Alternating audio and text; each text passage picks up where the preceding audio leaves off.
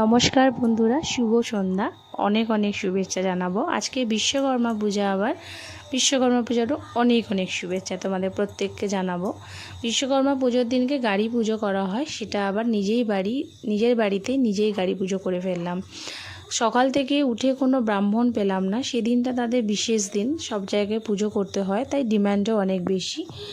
তিনি তো চলে গেলেন অফিসে, অনেক দেরি হচ্ছে দেখে। শেষে অনেক বাড়িতে পুজো করার পর অনেক অপেক্ষা করে যখন ব্রাহ্মণ এলো না, তখন সমস্ত রকম আয়োজন করে যা যা করতে হয় সব রকমই মন থেকে ভক্তি করে মন প্রাণ দিয়ে পুজোটা সেরে ফেললাম এবং বাড়িতেই পুজো করলাম। দুটো গাড়ি দু জায়গায়, কারণ অনেক বৃষ্টি হওয়ার পর বাইরে অনেক কাদা হয়ে গেছে, ভারী বুলেট গাড়িটা বের করলে কাদা হয়ে যাবে বলে বাড়িতে সেটা পুজো করলাম। আর বাইরে যেহেতু স্কুটিটা নানা রকম কাজে লাগে বলে স্কুটিটা বাইরে থাকার জন্য বাইরেই পুজো হলো। দুটো গাড়ি দু জায়গায় পুজো করলাম, কিন্তু মন প্রাণ দিয়েই পুজো করলাম।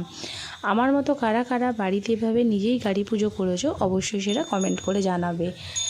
আর বিশ্বকর্মা পুজোর দিন কিন্তু অনেক ঘুড়ি ওড়ে আকাশে, সেটা এখানে সেভাবে দেখতে পাওয়া যায়নি, কিন্তু আমার বাপের বাড়ির দিকে প্রচুর ঘুড়ি ওড়ে। এই দিনেই প্রচুর ঘুড়ি ওড়ে সেখানে।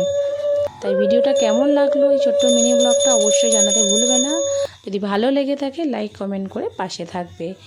আর কিছুদিনের মধ্যে এসে যাচ্ছে আমাদের মা দেবীর আগমন, দেবী পক্ষের আগমন, মহালয়ার দিন মা দুর্গা আসতে চলেছেন।